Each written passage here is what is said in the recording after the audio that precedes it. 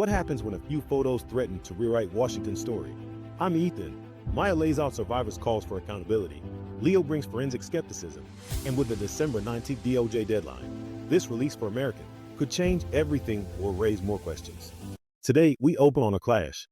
Democrats released a tightly curated set of photographs drawn from Jeffrey Epstein's files. 19 images made public so far out of a cache they say totals 95,000, and Washington is split over what they mean. Look, these images are not trivia. They show President Trump, former presidents, billionaires, advisors, and Ghislaine Maxwell, among others, and Democrats say the release is about forcing the Justice Department to hand over everything and end a White House cover-up. Hold on. Presence in a photograph is not a criminal finding. Many faces are redacted, the pictures are undated, and critics argue the committee selectively released images to create a story where context is missing. Fact check.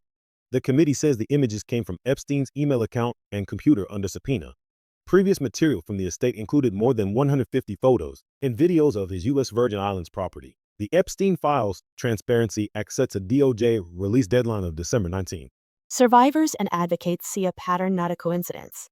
Redactions may protect victims, which is necessary, but the scale here and the presence of powerful names strengthens calls to follow the money and to make the federal files public now. Still, we have to ask, who decided what was redacted and why?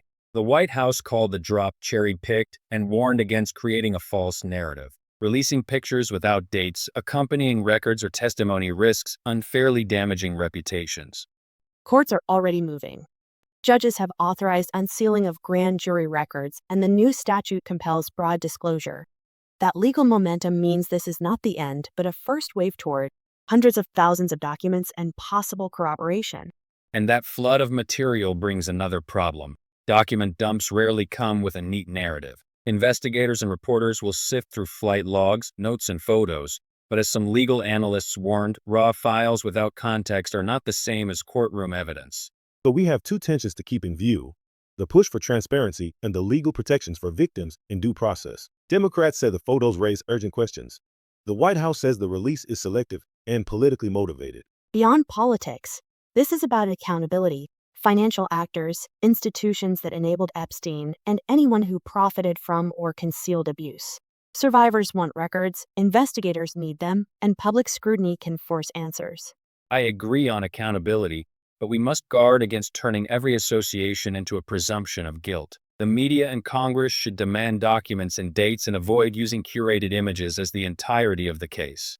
We'll be watching the December 19th deadline and the court orders releasing grand jury material. The big question remains: when the files arrive, will they supply context that confirms wrongdoing or more unanswered threads? We'll keep following it.